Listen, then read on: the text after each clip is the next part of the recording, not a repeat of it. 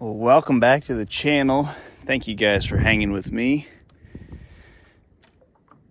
And I will say, it's the first flipping bite I've had all year, so it's been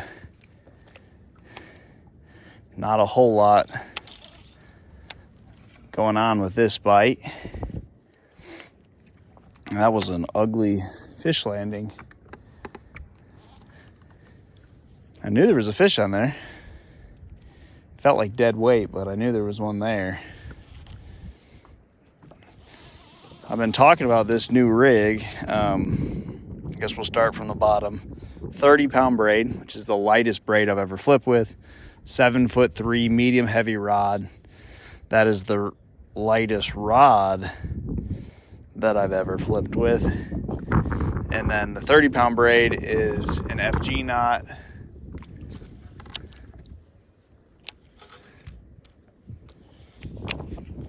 That I'm getting better at tying. So there's my FG fluorocarbon to braid.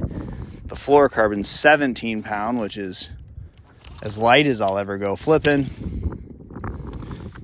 And since I got braid, I can use a 4/0 super line hook.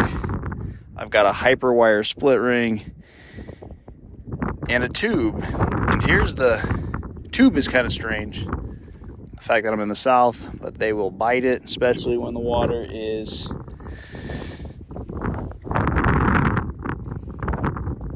.51 degrees.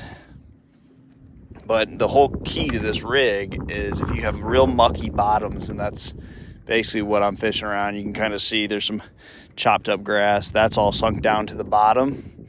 So I got a 1/4 ounce weight, which you can flip a quarter, on most baits. Probably the most popular ones would be like a finesse worm or a Cinco. Tube 5/16 is about as heavy as I ever go with a tube. So a 1/4's good for this. I want my bait moving fairly slow, but I don't want it collecting all that dead stuff on the bottom. So I went down to a 1/4. I flipped a jig on this type stuff for years. Finesse jig, 1/2 ounce, 3/8. Now I am down to a 1/4 on a Texas rig tube because that jig just doesn't come through that bottom too good. Just gets bogged down. I can't really feel, especially when you're not feeling a bite. All you're feeling is just dead weight. It feels about the same as just pulling up all that dead muck that's on the bottom. Dead eelgrass is what we have here. So I can't really feel my bait. This tube's not collecting any of that on the bottom.